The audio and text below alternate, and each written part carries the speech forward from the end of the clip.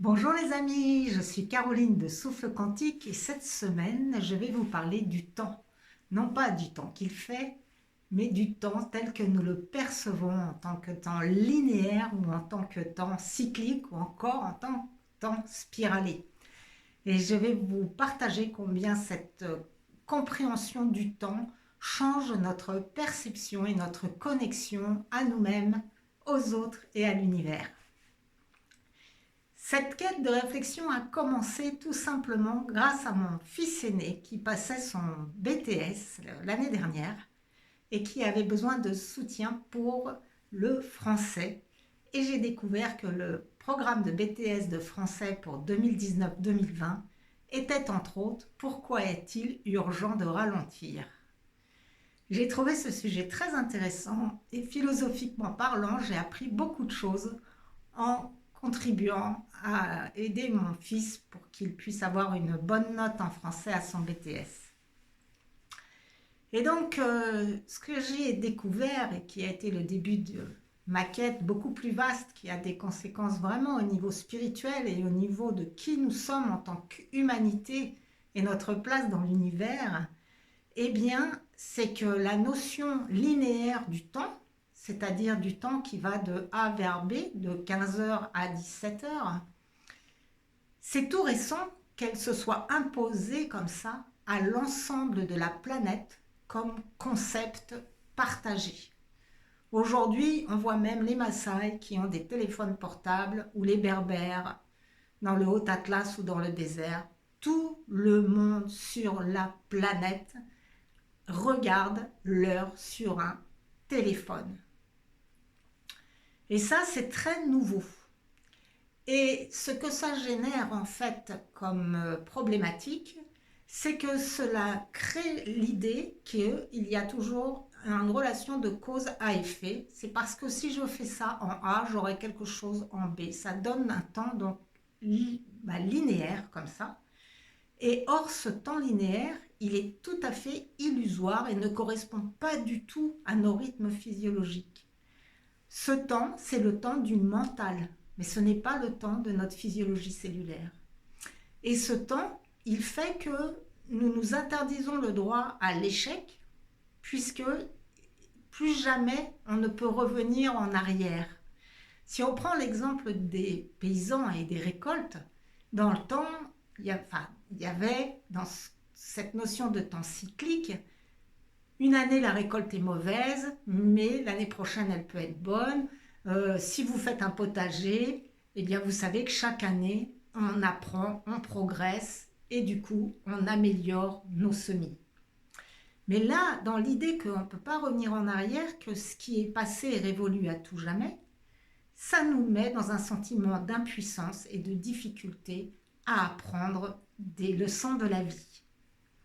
Et c'est très séparateur, comme je vais vous le montrer dans la deuxième partie. Pourquoi est-ce que c'est si séparateur? Bien parce que ça n'a rien de physiologique, ça n'a rien de biologique. Toutes les fréquences de vie, tout le temps de la vie est vortex. Alors pourquoi il est vortex? Eh bien tout simplement parce que si on s'intéresse à tous les rythmes qui nous constituent, c'est comme ça que la vie fonctionne. Si je prends une respiration, eh bien un cycle respiratoire, c'est un inspire, une légère rétention à plein, un expire, une légère rétention à vide, et ça recommence. Mais la respiration suivante, je ne suis pas la même personne, puisqu'entre-temps, j'ai eu de nouvelles expériences, j'ai eu de nouvelles pensées, j'ai eu de nouvelles émotions, mes hormones ont continué à travailler dans mon corps, et donc les respirations successives ne sont pas les mêmes.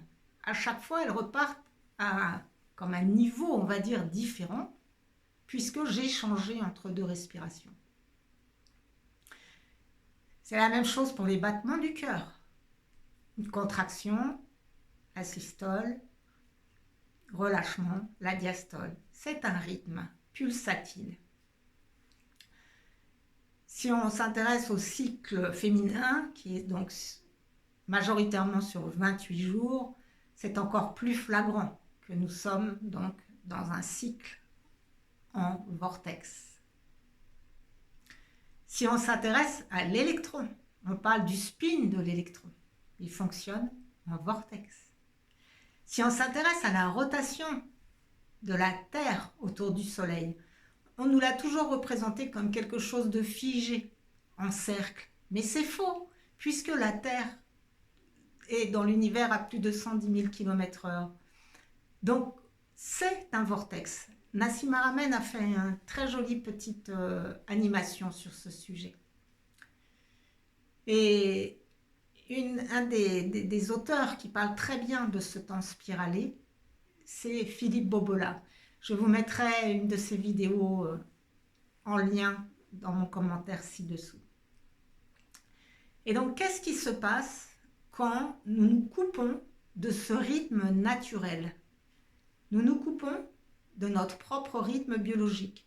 Nous nous coupons de l'intelligence de notre corps, de la conscience de notre corps, qui sait de lui-même comment se régénérer, qui sait comment,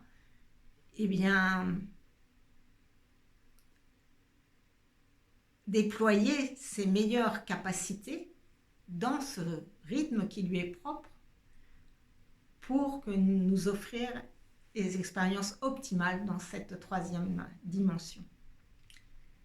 Et ça nous coupe aussi des autres.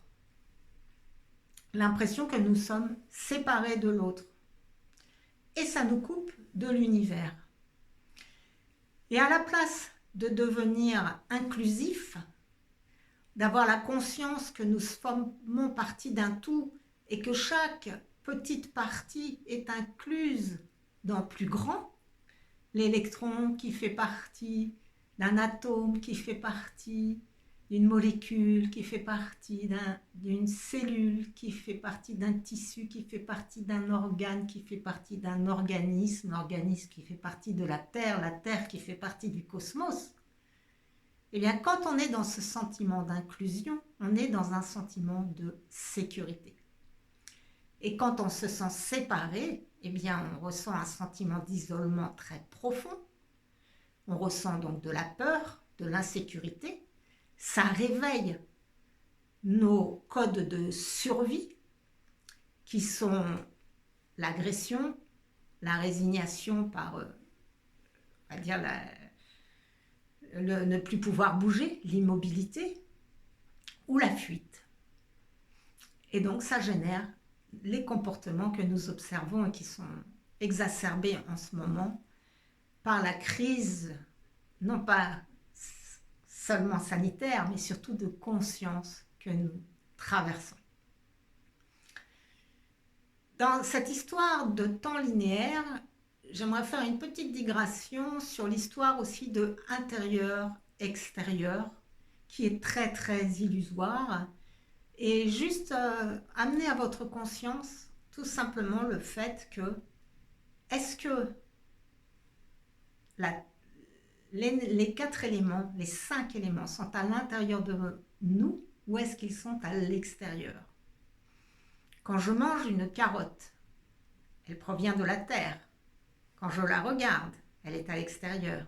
Et quand je la mange, elle est à l'intérieur. Quand je bois un verre d'eau, quand je tiens mon verre à la main, il est à l'extérieur. Quand je le bois, il est à l'intérieur. Et quand j'urine, il retourne à l'extérieur. Quand je respire, l'air est à l'extérieur, puis il est à l'intérieur, puis il est à l'extérieur. Quand je ressens la chaleur de mon amoureux, c'est sa chaleur extérieure, mais si j'ai froid, il me la transmet. Sa chaleur est extérieure ou elle est intérieure.